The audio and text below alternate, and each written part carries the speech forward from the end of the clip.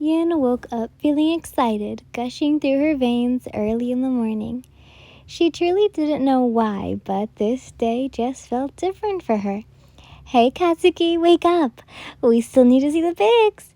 Yin shook Bakugou, trying to wake him up, but he just flipped to his side and continued to sleep as he continued to be unbothered by the princess's retorts. I demand you to wake up or else I'll behead you, she yelled, but still received no response, which made her pout. She sighed, finally giving up and taking a good look at his face. He looks so calm, unlike when he's always angry on other days. His hair is so much more messier than before.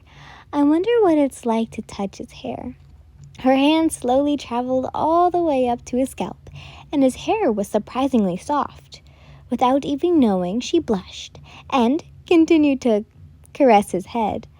I could do this all day, she thought, as she saw him shivel and groan before taking a look at you. What the heck are you doing here? He asked in a tired voice. You said we were going to bring me somewhere. You whined impatiently as you tried to remove the blanket off of him so that he would get up. I did say that. Now get off. Bakugou tried to push Yin out of the bed, but he was too tired to do so. No, you promised. You blubbered out. I didn't, Bakugou bluntly said, which made you quite annoyed. But still, is a prince really capable of being the future king when he couldn't even bring his future queen outside like he said he would? She grinned as she saw his irritated look. He then gritted his teeth in annoyance before throwing a pillow at Yin, which made her yelp. You did not just fucking say that, you brat, he yelled, which made Yin giggle. Oh, I did, Prince Katsuki. Are you going to take me there now? She asked one more time along with her puppy dog eyes. We still haven't prepared yet. I'm going to take a bath, Bakugou said as he stood up, walking straight to the bathroom, and Yin just nodded before setting out of the room.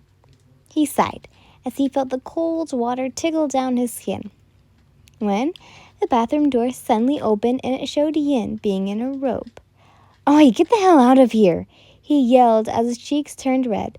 No, I need to make sure that you won't escape, she bluntly said as she started to untie her robe, taking it off completely as Bakugou quickly turned his head to the side. Why the hell would you think that I'll escape? I won't, so get the hell out, he demanded, but Yin just shrugged as she let herself be comfortable in the tub. I need to get precautious, and besides, we're engaged, so might as well do this thing once in a while. Bakugou just groaned in frustration before turning his head to look at her once more, the water already up to her shoulders. Yin took notice of his flustered figure, which made her giggle quite a bit before crawling a bit towards him. Oi, what the heck are you doing? You better stay put or else I won't go with you anymore. Katsuki, I want to ask you if you can watch my back. Knowing fully well he didn't have a choice, he obliged, so he took the soap and started scrubbing it on your back. After a few minutes of him washing you, you tried to do the same thing to him, but he declined, which resulted in you getting out of the bathroom early. How unfortunate. You waited for him in the hallway after you finished eating your breakfast at the dining hall. You were already getting impatient, but thankfully, he finally came out. I hate you. You had a dress all this time and didn't tell me?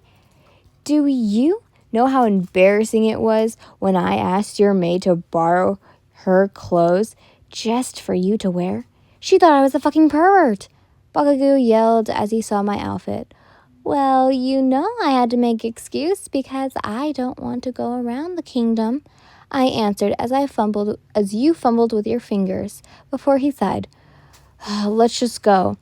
Bakugou and Yin then went inside the carriage once more as Bakugou whispered to the driver the directions on where they were going. They nodded as the horses started to move. It was a comfortable silence as both of you went on your journey. Although you didn't know where you were going just yet, you already knew it was going to be magnificent. Soon enough, you heard cheers and noises which made you excited. The carriage stopped, indicating that they were already there. Katsuki exited first before he guided you as he held your hand as you exited the carriage. "Where are we?" you asked as you took a good look at your surroundings.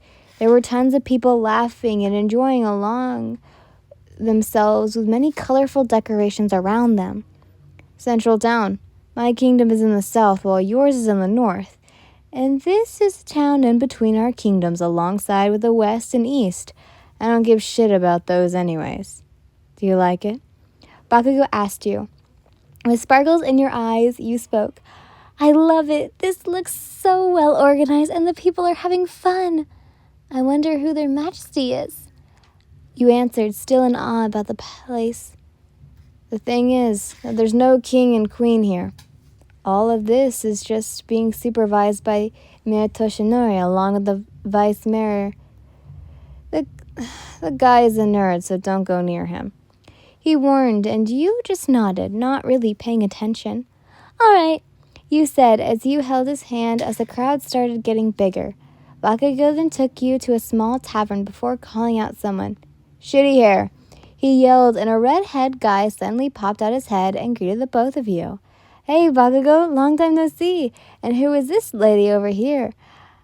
"Oh, I'm Kirishima, and I own this tavern along with my wife Mina," he said as he held out his hand, and you just stared at it before shaking his hand. "Hello," the pink-haired girl, which you assumed was Mina, piped in before continuing to serve the guests their drinks. "Bakugou, I thought to myself that I just saw someone who looks like you, but you're really here," a tall, black-haired guy called out as he went into the tavern along with a yellow-haired guy beside him. Why am I defining them by their hair colors anyways? I mean, it's colorful, so I think it's easy to recognize. You thought to yourself, as somebody had signaled their arm over your shoulder. "Hey there, mademoiselle, what's your name?" "Mine's Kaminari, but you can just call me yours." He winked before Bakugou snatched you away from him. "Shut up, dunceface. She's my fiancée. Mine, not yours," he yelled as he pulled you closer to him. Your face immediately flushed red as you just realized what you were called.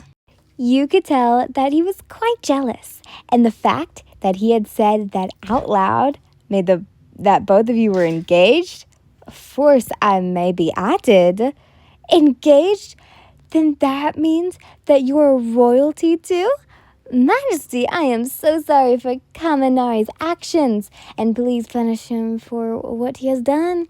Sarah bowed in a nice manner while Kaminari just looked at him shocked. "Sarah, what?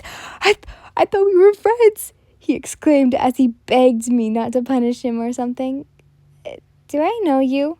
"No, I don't." Sarah just shrugged while causing you to let out a laugh. "I'm not going to punish anyone, especially you, Kaminari," you managed to say, but continued to laugh, and Bakugou had his gaze on you, but softened as he saw you laughing.